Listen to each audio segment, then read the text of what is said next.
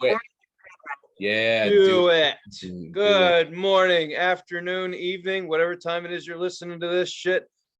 Hello. Hi. Hi.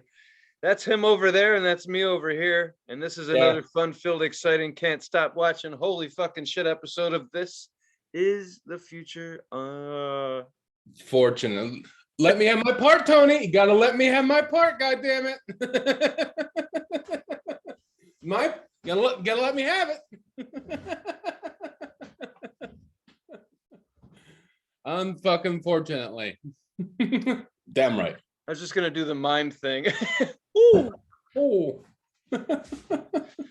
Oh man. Yep. How you doing, dude? I'm doing pretty good. You look pretty clean cut for Alex Rios. I know. I've been taking it when I actually shave. I've been taking it all the way. No goofy ass sideburns, no stupid mustache, just a big fat, hairy face.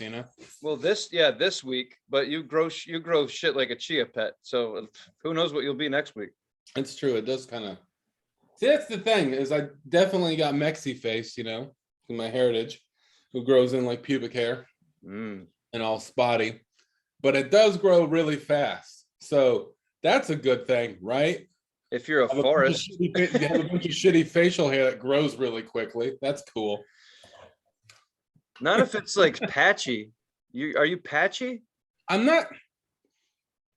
I'm only patchy to keep myself from growing I could grow a beard, but it's a little thin up here.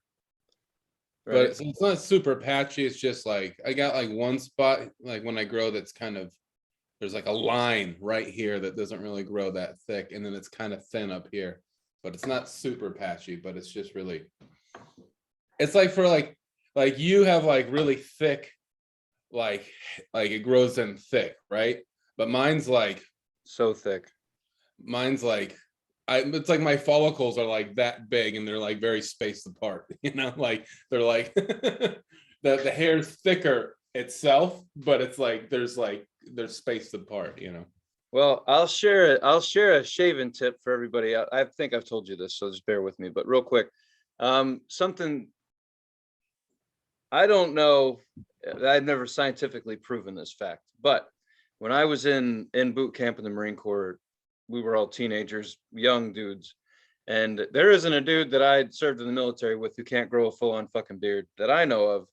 And basically that's because in boot camp, there's literally a DI standing there instructing everyone at the same time in unison, which direction to shave, how high up, how high down, left, right, up against the grain, all of it. So everywhere they told me to take a razor, I have hair that grows right here on the collar line, all the way up right under my fucking eyes.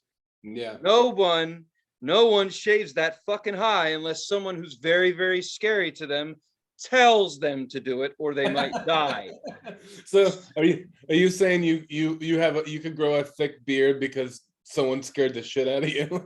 Scared the shit out of 80 people at a time. So like your hair grows because it's scared, it doesn't want to stay in, like, no, I'm scared, I don't want to be in there. It was scared and now it's at attention all the time. Every fucking follicle is present and accounted for. Every follicle is saluting all the time. It's just standing there. I have hair up here too, like right here, like you could right, but you would have a lot more hair. Like a fucking raccoon. No, I do. I shave it though. Like I have like keep growing. My eyebrow kind of wraps all the way around. It's a reverse raccoon. Seriously, it's like a raptor claw in Jurassic Park. It's like fucking like whoop. And I have it all up here. I shave most of it, but like I don't want it to grow back too thick. Again, it's my heritage that makes me like weirdly hairy. Oh, I agree. But the reason I tell that story is I personally believe that if you have a hard time growing in your hair, shave in every direction, including against the grain, where you're having a problem for up to 3 months, because that's as long as boot camp fucking lasted. Right. You should be fine. But if you don't want it there, then leave it the fuck alone, because I should have stopped like down here. But when some big fucker in a Smokey Bear hat says do it, you do it. Yeah. Oh, that's funny. I like that. I like that your hair got scared out of your face. I see a bunch of young men just standing there, just like, no, and it was like, poof, holy shit, I have a beard to shave. You know what? I think that's true because I think you're onto something. Because anyone that I know that's been in the military, like of any kind, like can grow a beard. Like my dad could grow a big beard, and he's where I get my fucking heritage from. So Right. he was, he was in the army, so he had people yelling at him. So I'm pretty sure that they tell you they teach you how to brush your teeth. They do it all. Not like teach you. They just make sure you're playing. You play the game for several weeks, and if you play a game at least 8 weeks long, like they do in the army, you're going to have a beard, and 13 weeks in the Marine Corps, you're going to have a Gandalf. So, I can do that. I wish I'd shaved my fucking forehead in goddamn boot camp. That would have been awesome. I'd have amazing bangs coming in, but yeah, against the grain, didn't work.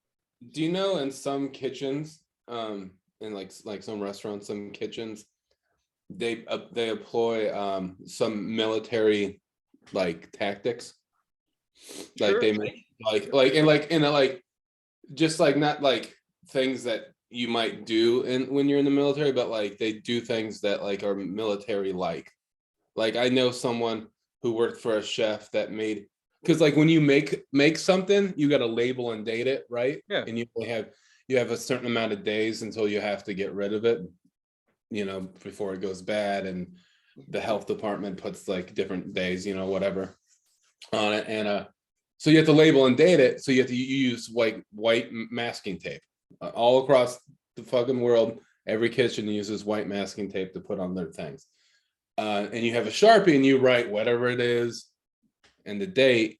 And I have a friend who worked for a chef that made you take the tape and lay it down on the cutting board, like stick it to the cutting board, and then write whatever it was. And then instead of ripping it, he made you cut it with a knife, so it had smooth, clean edges.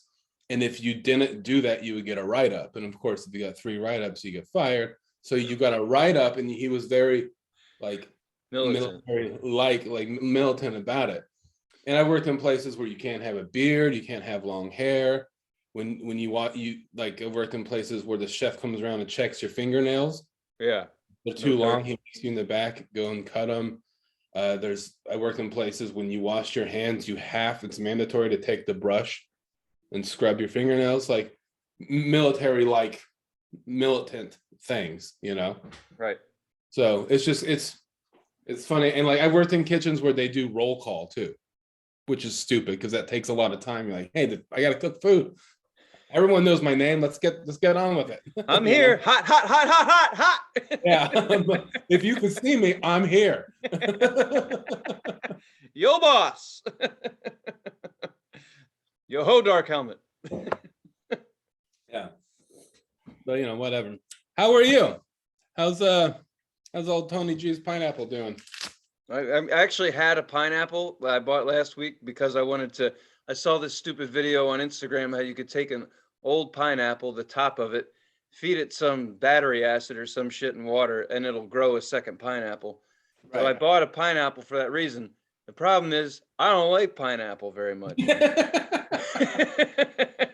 Why do you want to grow it? I want something to grow in my house. I'm so tired of growing plants and shit, and my cat eats them. As soon as there's a sprout of hope, the cat's like, ooh, and eats the shit. So I got a pineapple, I put it on the counter, and the cat's like, this is interesting. And she starts rubbing her shit into it and everything. She's just, doing her thing. And I'm like, all right, I'll grow you a little pineapple. You can't eat it. It'll fucking hurt. You'll just rub your whiskers on it. Like, you get itchy, right. Hair everywhere. So, I did that. And yeah, the pineapple's fucked. I gave it to someone, and it's ruined. It didn't work out. So yeah, the pineapple thing, I think the pineapple thing was more just was an Oregon thing, but we'll see. Mm-hmm. The luck of the pineapple. But as far as my my weekend was pretty cool. Went to been wanting to do something for a while. Went to a pool convention. Huh? Not with swimmies or anything, like the game of pool, billiards. That Yeah, could it was be. a pool convention. I've never seen so many pool tables in one place. Like maybe 500. Do you like playing pool? Yeah, I like pool. I like bowling. Right. I'm not good at either one. I'm just good enough to surprise myself when it works out. Sure. Like you don't have Okay. like a stick and you don't go out and play pool. No, I have a stick. I go play pool. You I have a do? bowling ball and I go bowling. The funny thing is about both, the bowling ball came from I never bought one. My grandfather died and someone asked me to take it so it didn't go in the trash, and I love it. And then um my I'm playing pool with my cousin's cue because he doesn't play with it anymore. I don't even know if he knows where it is, but if he watches this, he knows now. Um, but it's not That's cool. mine. It's not mine. So no, I kind of have I do own I have the things you need. Are they mine? Have them in your No, house. not if I get caught. Not if I get caught. They're not mine. But I don't take this shit too seriously.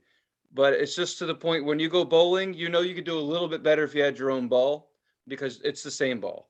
So it was nice to have my own ball, and it's my grandpop's with the initials on it. I'm cheesy, so I'll hold on to that fucker Yeah. forever. Nice sentimental value for you. Thank you. Right.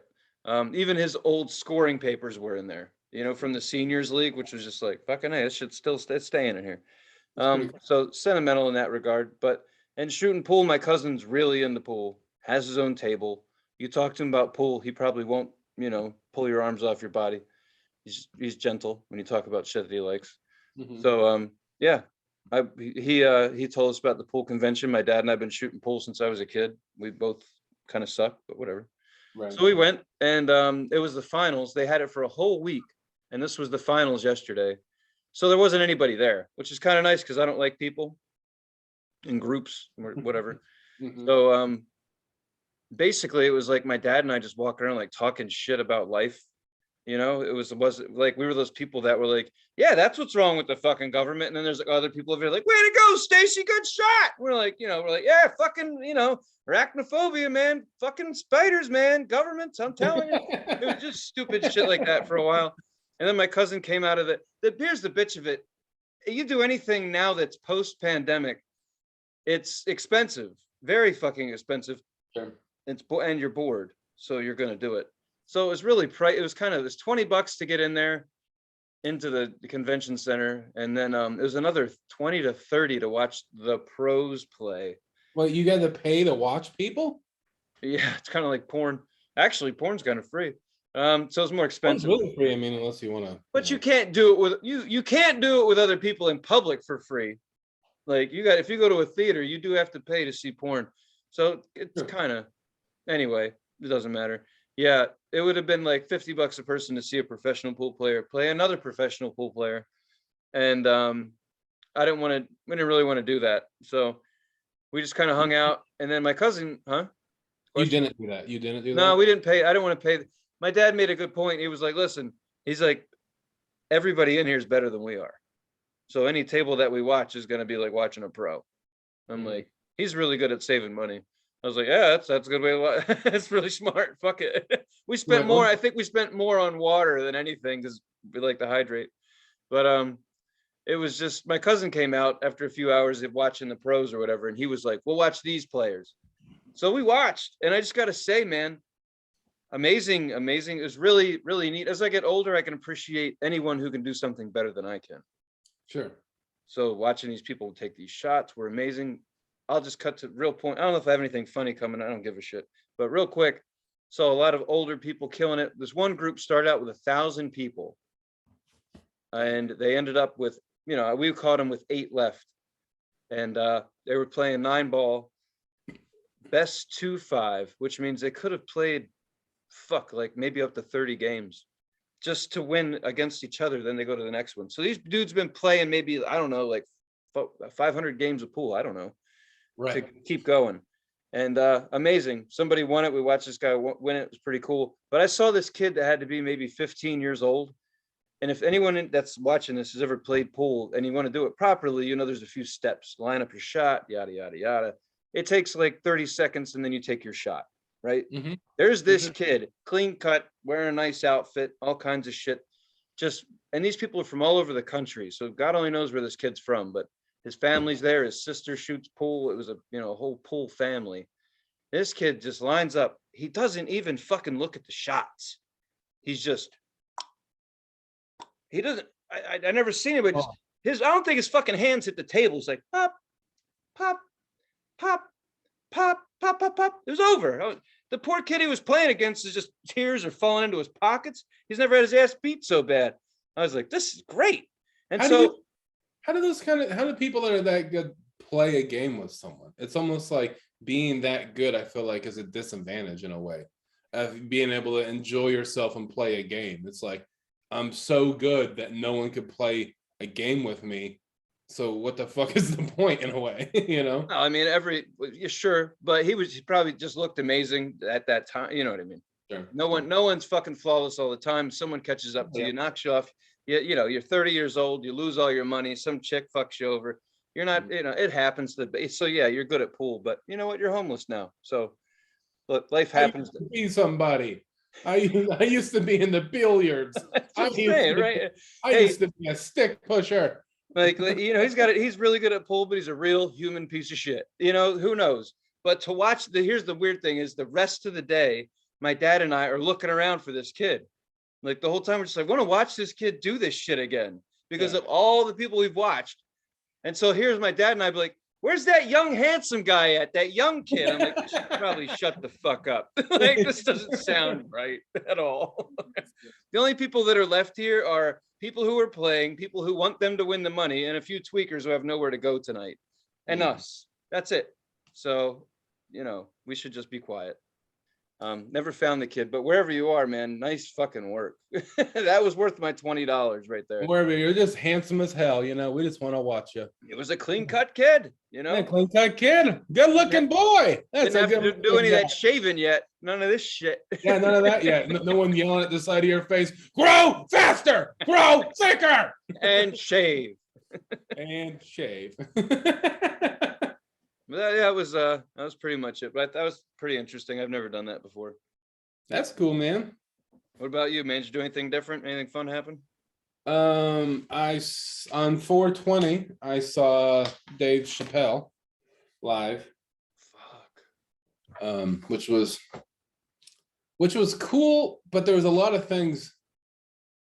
When you go, you see like a show, a concert, anything like this with a bunch of people, and one person bought the tickets for like, how many of there was there? There was like 6 or 7 of us, and one person bought the fucking tickets, and then that person decides to go do coke at someone's house like 45 minutes before the show, and you're like, I'm waiting here, I'm trying to get into the show. There's 25,000 people at the place, the Moda Center, right? Yeah, the Moda Center. You're over there, which is fine. Go do all the drugs you want, have fun. It's fine to mention that they're not going to watch this, and I don't really know. They're really nice people, but anyway, it's just like one of those things where it's like, I wasn't aggravated. There's some people I was with that were, because we're trying to wait for them. One person has the tickets. We can't get in unless they get here, right? And then so they finally get there, we get in, and they want us to put our phones, and I'm sure you've ran into this, in little sleeves. Heard about it, haven't done it. Okay, so what they do is like, you show them your ticket on your phone, and then they tell you to turn it off. They write down on a piece of paper where you're sitting. They give it to you. They make you turn off the phone, and they take these little like cloth sleeves, and they put your phone in it, and they close it and lock it, and then they give it to you. Okay. And it's such a mind fuck. That's like being horny and not being able to like jerk off. It's like, it's like a dick's in a cage. They horn you up and then put like a padlock on your belt buckle. Like, it's like fucking cock cage right there, man. That's dark. And, so they do that, and that's kind of aggravating. But whatever, I get it. He's probably working on shit for maybe a new special, and he doesn't want it out there. And that's the best way to police 20 to 25,000 people all together, is just take it away from them. Sure. So we get in there, we finally found our seats and everything, and but we're sitting in the 300 level, way in the back. We're like 4 rows away from the wall, right? So we're way the fuck up there, and that's where all the fucking rowdy idiots are always, you know. Cheap seats. Where all those fuckers Cheap are. seats. Yeah, Right. these cheap seats, but Yeah. not cheap. Like No, it's probably at least $100 to be in the building, I would imagine. I think these tickets were like 150. Fuck you. That's not that anyway. Yeah. Something like that. Something like that. I traded a ticket for some, like I traded a Bill Burr ticket and then like some drinks to pay for my ticket. And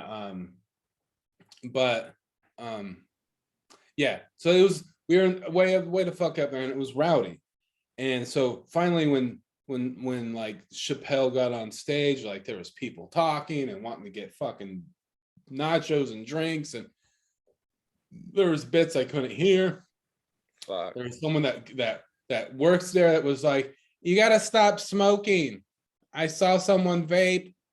And then she said that, and then the whole row was like, I didn't hear that last joke. And I was like, yeah, me neither. That fucking idiot just ruined the whole fucking, you know. Yeah, it's tough. Dave Chappelle show. What do you think? Someone's not gonna smoke a little? It's like, come on. So, but before Chappelle got on, which was kind of my favorite stuff, like Jeff Ross was there. He opened. What? He was basically hosting the show. Oh wow. So it was pretty cool. And another thing that we're going to talk about, we're going to lead up to, he was wearing a Bob Saget sweatshirt, like a Bob Saget hoodie. It looked like one. Yeah, he was. Yeah, he's been really effective. Yeah.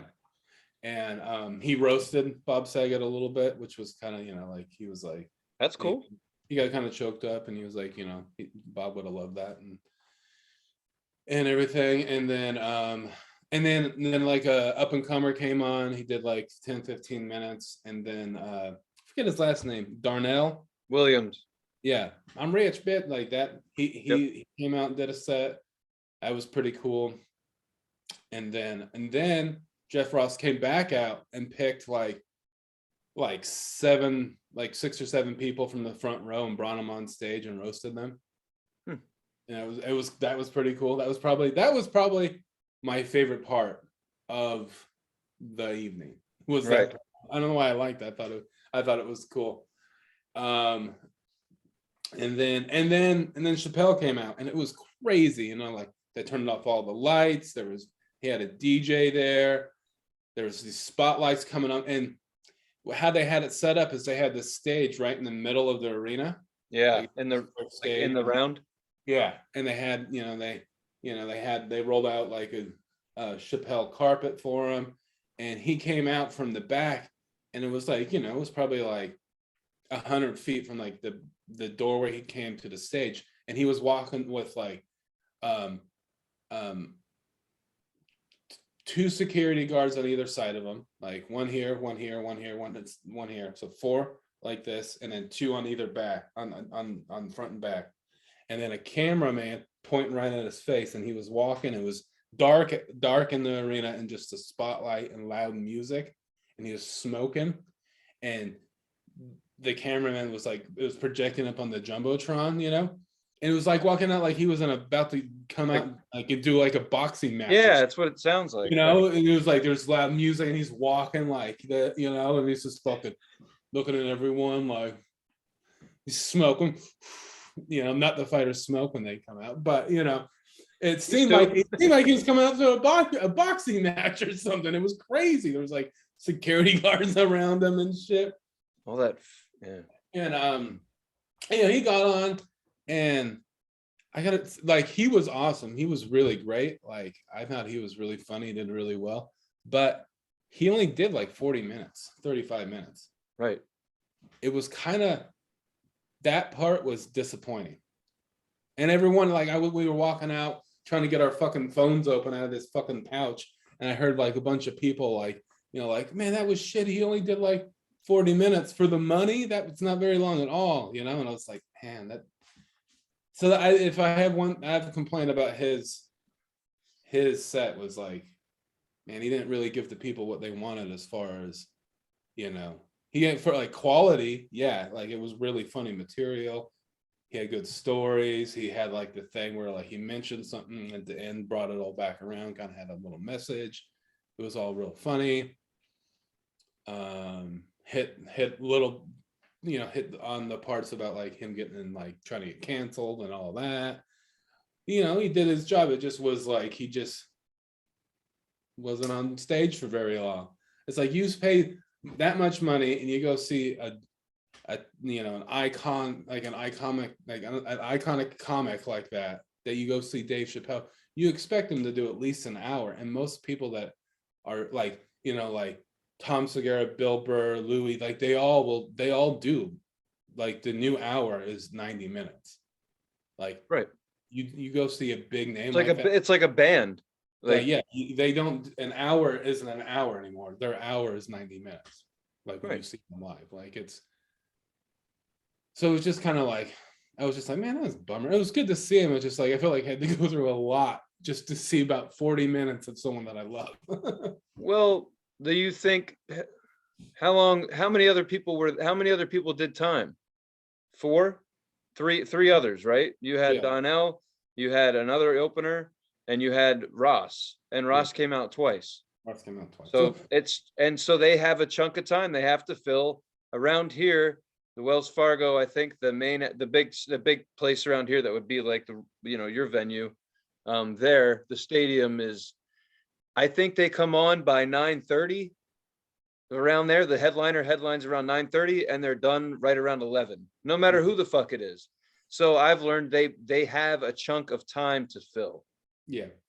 And they have to fill it, but it doesn't say how you have to fill it. Yeah. So Yeah, and I know all that, and I get that, but it's still like, it's a bump. No, I agree with you. I don't like yeah, that. I don't like that. It's, yeah, to me, it's like, it didn't say on the, well, unless it did on the ticket, Dave Chappelle and friends, like we're going to be doing, like if it says you're right, going to yeah, see all these exactly. people, then it's like, okay, it's like when you go see like Rob Zombie. He tours Rob Zombie, and now he's going around with Mudvayne and two other bands. So Yeah, you know, Rob's probably going to do maybe an hour, right. maybe an hour and a half tops. But Mhm. they're just going to fill that time from 5 to 10, whatever, you know, that's it. Everybody does an hour. Yeah, and we'll see. And it's It's a more, bummer for you, for like that, because he's a fucking he's the man.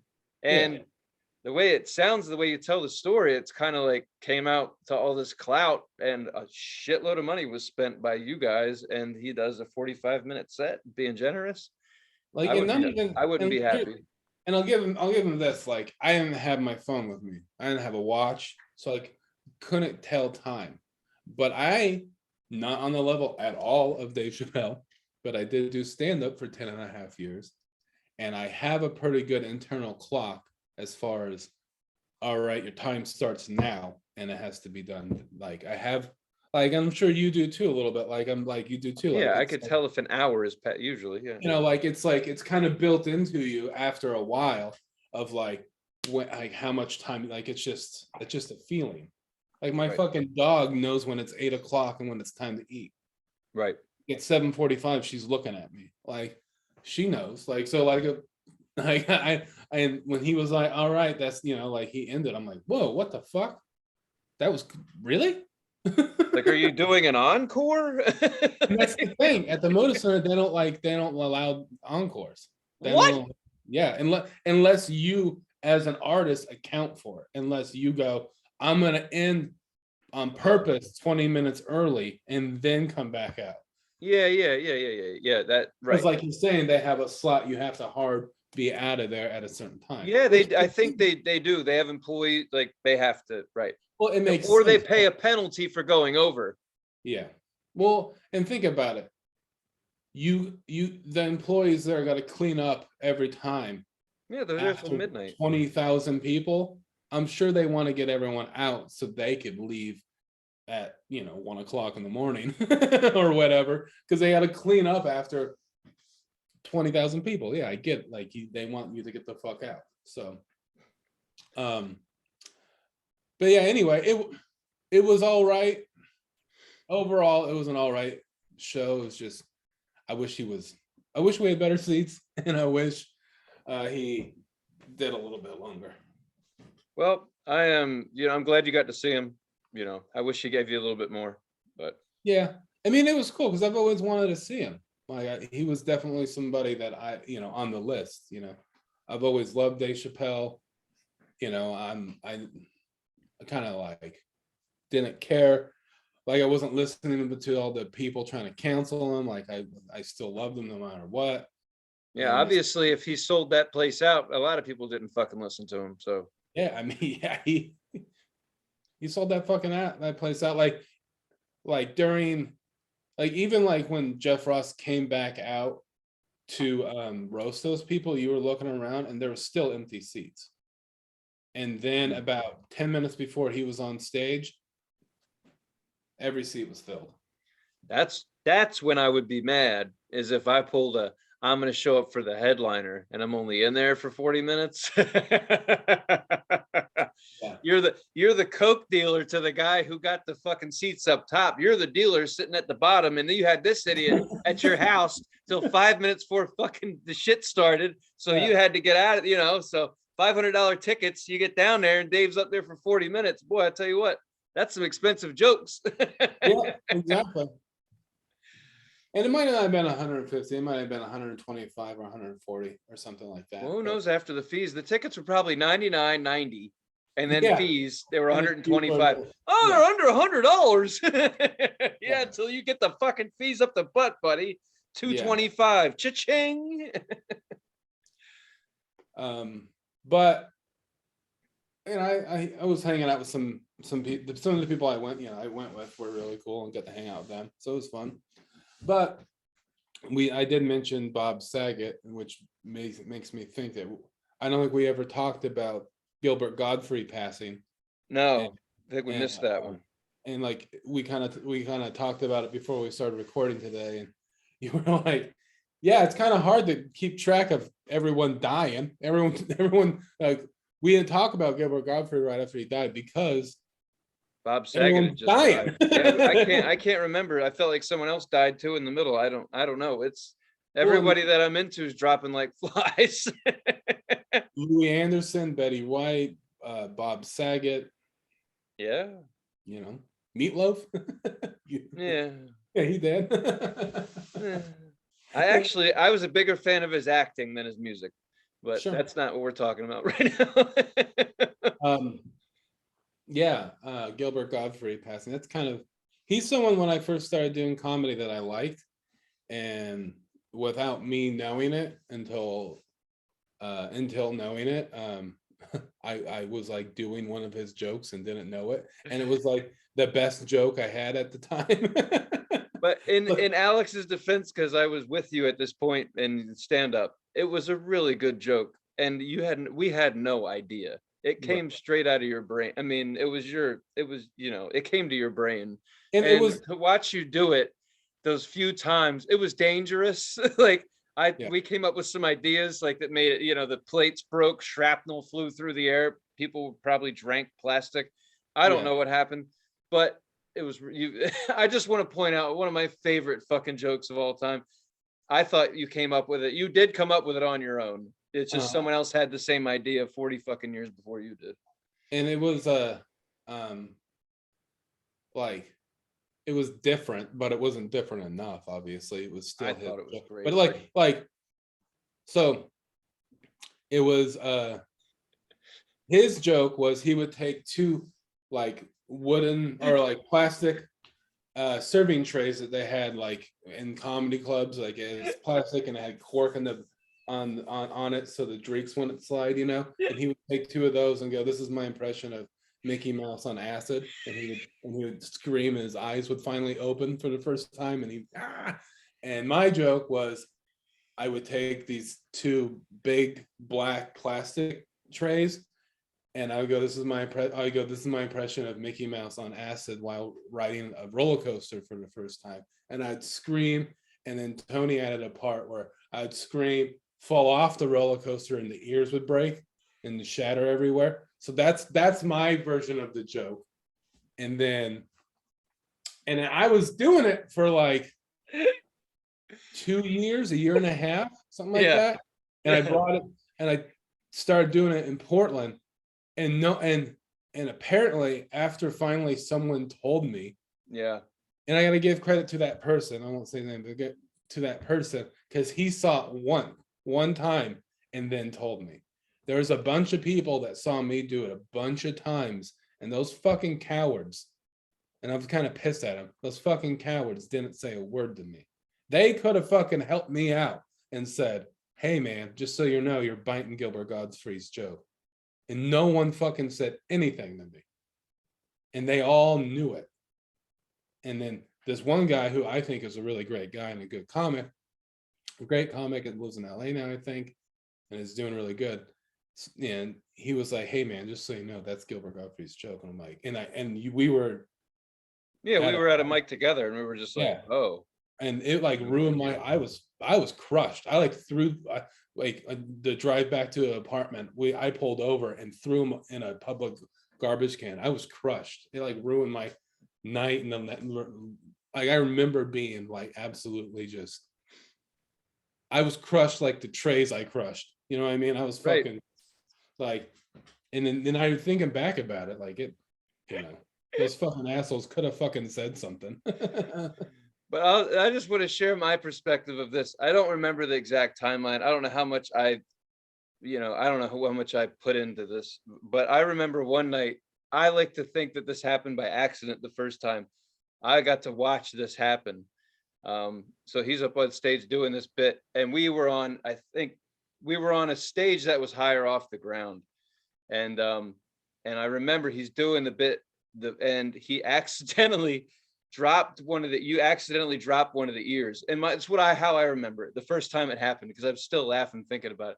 The first time you told it, from my recollection, you're up there, you told the joke a few times, a few different mics, but this time you're telling the joke and you're waving them around and you drop one and it breaks on the floor, but you instinctively picked it up and you're like, oh no. And you're still in character. You're still Mickey, and you pick them up and you're like, oh God, and you got one broken ear. It was fucking great. Is that everyone in there was like, oh my God. And then we were like, you should keep doing that. Like, that was really funny. But the first time I remember was an accident, but you knew in your head, you stayed in character. You're like, oh, like, ah! This wasn't planned. Like, plastic went all over the floor and you just owned it. You did not break character. You held it back up like, oh no. I don't remember that. I don't remember that, but yeah, it might be recorded somewhere, man. Oh my God, if I could find it, who gives a shit? Anyway, I'm saying, in all due respect to the late great Gilbert Gottfried, I have to say, I've never got to see Gilbert do that joke. I saw it on TV, but I never saw it live. To see you do it, just, you nailed it to me. So props to Gilbert, but my friend did a really good fucking job of that joke, having no idea anybody had done that joke before. So we had our fun with that joke before we knew it wasn't, right. He wasn't comfortable doing it anymore.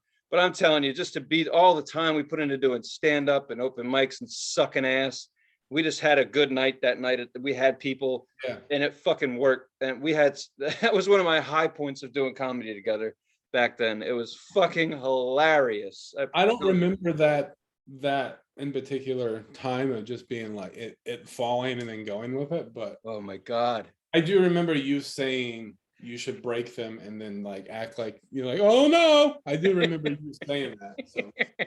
But the first time I think you broke it by accident, and then it got at it. Then you started like breaking it on the table, like, oh! Definitely got a hand. It got messy. And especially if buying these like trays, these flimsy trays, like yeah, it got stacks of 10, and he had all kinds of weird shit in his car. Well, here's the thing: is like when the first 2 years of me doing stand up, I was kind of did prop comedy. I kind of had. He used to say right. He had all these toys we'd bring. He had confetti in his pockets. It was great. I loved it. Little Hitler mustaches and like it was great. A daddy and yes, yes. Trying to find I had a joke where it was like Hitler showing off his gay. If Hitler were gay, showing off his sugar daddy. I had to wear like this like colorful, like very flamboyant cutoff shirt, or like a fishnet, and had confetti and Hitler mustaches in my pocket, or I had it stuck to my wrist, and I would like put them on. And then like I had a help wanted. I had a help wanted sign. Remember that? It was like What was that was the punchline. What was the joke? What was the setup? an impression of a little boy trapped in a well. That's right. And you just did. I was just like, this is my impression of a little kid trapped It's in a really well. fucking smart. Just pulled up. I actually, I had the help wanted sign, and oh no, I was trying to figure out, like, I think I had the premise of it. I think I was like, this is my impression of a little boy trapped in a well, and I was like, and then I think Dickie, he was like, you should take this help wanted sign. He gave me that. Yeah. So like he's like, you take that, because like, and then all of a sudden I was gaining all these props, and I'm like, man, this shit's costing me money. And like, and one day I like went into my closet, and there's all these ants all over the sugar daddy, because it's a big piece of candy. The fuck am I thinking? Big fucking candy sugar daddy. And the last time I ever did that joke, probably like 3 or 4 years ago, maybe four and a half, about, well, it had to be 4.5 years ago at least, because Callie made me out of paper and cardboard and like puffy paint a sugar daddy. I was like, how come I didn't think about that before? She's like, I don't know, you're an idiot. I'm like, yeah. Because I was like, I've had Google where to find a giant sugar. Yeah, and then you should make one, right? And like 2 different times the ants got it, and I was just like, or it would shatter. So so yeah, anyway, rest in peace, Gilbert Gottfried. Well, hey, listen, I'll just say this, like, that actually is your shit. Was he an inspiration? Yeah, he was definitely one of well, I always liked his voice, and never like, I did like a lot of his jokes, but I think I liked his character more than I liked any of his material, to be honest. Like, I thought he was just a maniac. I liked it when he did an impersonation of Dice Clay, Right. I thought he was definitely, he's not in the top 5 or anything, but he was definitely someone who I self-consciously stole a joke from on accident. So he had to be up there somehow, I guess. I guess that. I'm sorry, man. Go ahead. No, I just liked his character. I thought he was funny and insane, Right. And I didn't have. I don't know if I ever took anything away from Gilbert so much, but I got to see him a few times in Philly. And I saw him twice, and the first time was fucking hilarious. I think I've talked about it here, like how he opened. He was weird. His material's weird, but you could follow it. And it was kind of like, it was like nice fuck you comedy, kind of like he kind of gave it. I love that shit. He'd go up there and didn't give a shit and did what he wanted to do. He did some prop comedy still. You didn't see him coming. He's a little old dude, and I didn't know he was ill. But now it makes sense that he was on a cane and he moved slow and hunched over. Oh, I guess whatever he had going on makes sense now. But Jesus, he could still get up there and tear the room in half. It was fucking great. And the last time I saw him, he did the whole tape thing where he just kept taping his face up. And I don't remember all his punchlines. Like, that's the truth. I just remember he had me in stitches both times. So it's the way, it's his delivery, it's his whole thing. And then he says some nasty shit. Like, to be honest, it's kind of fucking shocking. This little old man's going to get up there and this crazy voice and say this shit. And you're just like, oh, he just talked about family fucking and incest. That's crazy. Like, oh, Gilbert. Yeah. Like old school dirty jokes that you hear at a blue collar job, like shit you say at the oil rig, except Gilbert like did his way with it.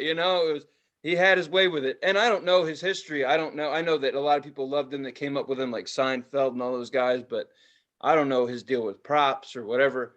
He's just fucking funny to me. And I will honestly, I was bummed out when I heard he died, because I didn't see it coming, and I was hoping he'd come through town again. So I still I was a fan. The best thing, I was a fan. I want to see him again.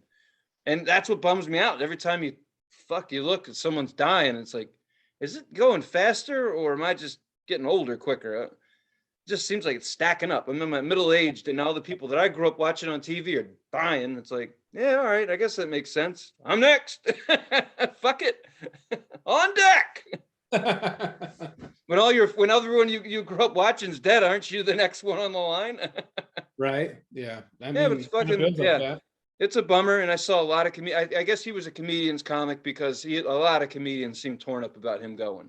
So he must have been the guy that was talking a lot of shit off stage, like making other comics laugh. He must have got other comics going a lot. Right. I'm sure Because he did. it seemed like they were like, I'm missing a friend here. Right. You know, dude got me, made me laugh. So some comics are like showing pictures of like there's this picture going around of Bob Saget, Louis Anderson, and Gilbert Gottfried together. Yeah. Right. And then something about was it Ross or someone said left me with the fucking check again? Somebody said that. Like Gilbert left me with the check. It was that picture, and someone said, God damn it, Gilbert left me with the check again, or something like that. I don't know. But in any case, yeah. So for those of you who don't know, Gilbert Gottfried was the voice of the parrot in Aladdin. He was squeaky little dude that was in Problem Child. He played the principal. He was loud, obnoxious, and a little fucking funny fucker. So if you don't know what we're talking about, you should look him up. Gilbert Gottfried. I'm not spelling it because I can't figure it out. But the dude who played the parrot. So go from there. Yeah, but and he was funny shit. He was the Aflac duck. And he was the Aflac duck until he made a 9/11 joke, and then he wasn't the Aflac duck anymore. Yeah. So he actually was the first one to crack a 9/11 joke, I think, and lose his job. Like millions. Yeah, he was one of the first people to get fucked that way. But anyway, I'm not here to talk about that. Another time, another place. I will say, if you want to see some really good Gilbert Gottfried, watch the roasts, the Comedy Central roast. Jesus, he has one where like he's roasting somebody, he's doing good. Roseanne's a good one. Yeah, Roseanne, I was just gonna say Yeah, Roseanne's really good. And then he has one where he's roasting someone, and then a couple of the jokes don't land. He starts to bomb, and you could see on his face he's starting to bomb, and then he busts out an aristocrat joke, and it just like brings it all back, and he just goes really dirty, super dirty, like, and they're fucking on the mound of diarrhea, and the it was Hugh Hefner. You know, it's like. And it just murders after that, brings it right back around. It's awesome. And I think it was the roast of Hugh Hefner, as a matter of fact, where he. Okay. I think, but I thank you for saying that, because they just missed half of what that dude was good for. I mean, what he was known for. He's known for. Did he not invent the aristocrat, or is he just the one who did an aristocrat on a roast and put it on national television? I don't know, because I know him and Bob Saget both had like legendarily dirty. They said Bob was the king of the aristocrat as far as making it the most disgusting thing possible. Right. And for those of you who don't know what we're talking about, the aristocrat joke, please look that up. There's actually a documentary special. It's an hour and a half long, where all the comedians who did the joke talk about it, including George Carlin, you fucking name it. So the aristocrat's a fun little thing to watch about one particular style of joke that Gilbert Gottfried was a master of as well. Really fucking funny. But I like that you brought up the fact that he was like the roast fucking master. Like, he was really good at roasting people. And my favorite roast, not to take it away from you, but was when he roasted Roseanne. Yeah. And he basically called her, instead of Godzilla, he referred to her as Rosezilla. And his delivery is fucking great. He says, Rosezilla! Yeah, he's slapping the podium. He's just like, and he says, the tail! Everyone forgets about the tail. It's just the way he fucking makes it. Yeah. So I'm glad you said that and made it a part of this, because that was worth mentioning. A lot of good Gilbert footage out there. Yeah. So check it out. And speaking of that, I think it's about time to talk about music. Yeah. Hey, shut up. Well, I'll start with the music, since it was my idea, and I think Alex's doggo is going to eat the mailman. Yeah. Yeah, is that what's happening? Yep. So we landed this week. We landed on Dire Straits and their album Brothers in Arms. Yeah, Brothers in Arms. And I chose them because honestly, I'm middle-aged, living, and I don't know. I'm into that shit right now, and I like it. It is their most popular record. It was the big one for them. Like, She hates the mailman. oh no, it's cool. It's just like we should just give her a minute. I want to make sure everything's okay. You know what she does? Like because we have a mail slot, and when the mail comes out, like and hits the ground, she like tries to bite the mail as it's falling, and like bites at the slot. She's like, ah. So yeah. Anyway, sorry. Go ahead. No, man, it's cool. So anyway, we chose Dire Straits, Brothers in Arms. I'm kind of into that stuff right now. So I'll just give you the information that I found out real quick. They are actually an English band.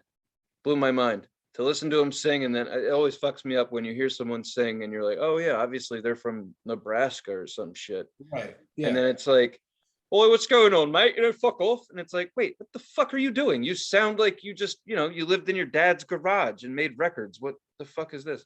So caught me off guard. They're all British, and everything they sing about sounds American as hell to me.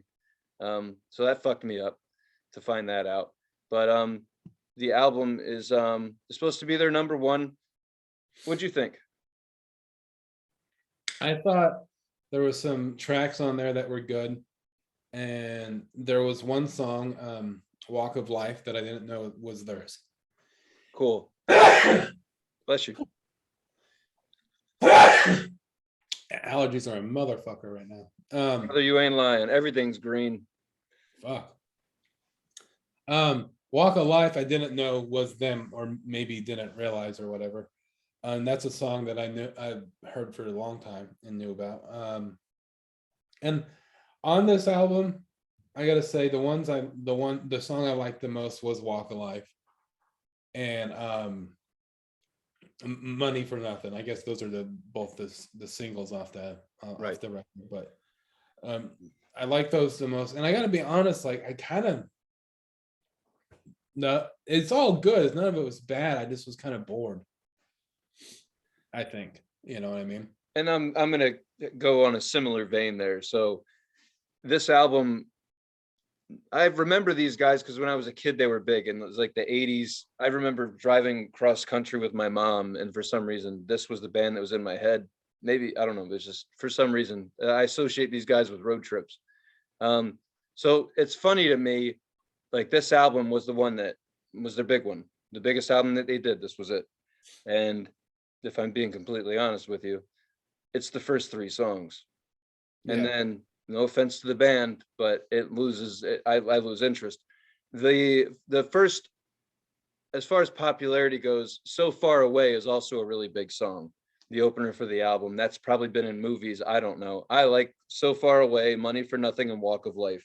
The song that I didn't know, and I've heard, like I was telling you the other day, I said some of this just kind of, it's almost like jammy, but the sounds are weird. Like I don't know how to explain it. That's why I got fucked up when I found out they were English, because some of this shit just reminds me of something you hear out in Arizona. Like this shit, I'm listening to the music and the twangs, and I'm seeing like the silver with the, that the stuff they wear out west, like the cool, like the stones they put in the jewelry out there, rhinestones. I'm just being honest, like that's what I pictured. I'm listening to this music and I literally see like I'm on a plateau and it's fucking red and hot and everyone's wearing fucking cool jewelry. And then I'm like, it's like, they're out in fucking Arizona somewhere, and it's like, oh, you like fucking fish and chips, mate. It's like, this isn't right. Like, you guys are fucking me up here. You can't be English and sing that. Anyway, that really fucked me up. It's like the same way when like a lot of people don't, like when you hear AC/DC, you kind of think America in a way, right? Like it's American, like it sounds to me it's like an American rock and roll band. It's loud. They're like in their face. Find out they're Australian. And the singer now is Scottish, I think, right, or something. Right. That fucked me up. But that's not what I was trying to say. What I was trying to say is that their jams. I go off on tangents, as we know, but their jams just fucked me up. It was like, it was cool, but it was like, I don't know. It was like, I almost felt like I was listening to the sounds of the desert, like one of those tapes you buy in a truck stop or something like that, Sure. I get but that. then it was like that, them trying stuff out and like different. and then those 3 radio hits. So to me, this band is a greatest hits band. Just gonna say it. You buy their greatest hits, you have a hell of a record to listen to. 13 or 14 songs probably that are great, but everything else, it's just a little far removed from the stuff that got all their acclaim. It's, I hate to call it filler, but I don't know. It's just like nothing else really. I'm not trying to be mean, just telling it like it is. But I will say this, the one song that I listened to a couple of times over that I never heard before was Why Worry. It was just like, it wasn't the music, it was the message. It was basically like, why give a shit? And I was like, hey, I'm connecting with that right now in life. So I'll listen to that again. They do sound a hell of a lot better high. I'll admit that. Because last night or yesterday, I was like, this ain't bad. And I was like, Tony, you're high as fuck. I'm like, yeah, I am. I am. I am high. I listened to it again today. I was like, yeah, I was high. Oh, well. I did listen to it when I was when I went to the grocery store. And that's when I talked to you the day after. What? I said, were you high? No, I wasn't. But as soon as I started talking to you, I fell high. Fuck you.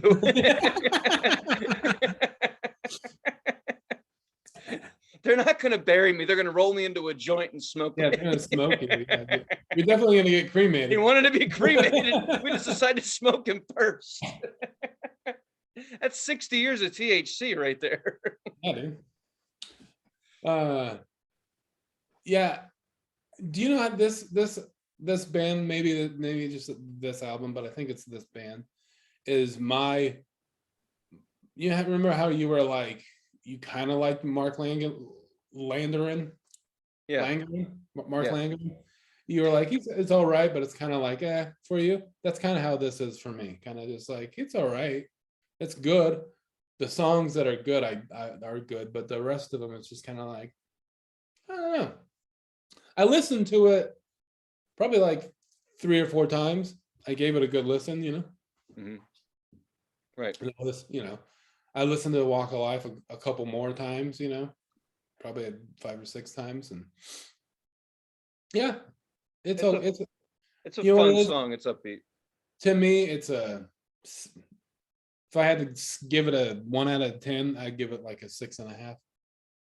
That's fair.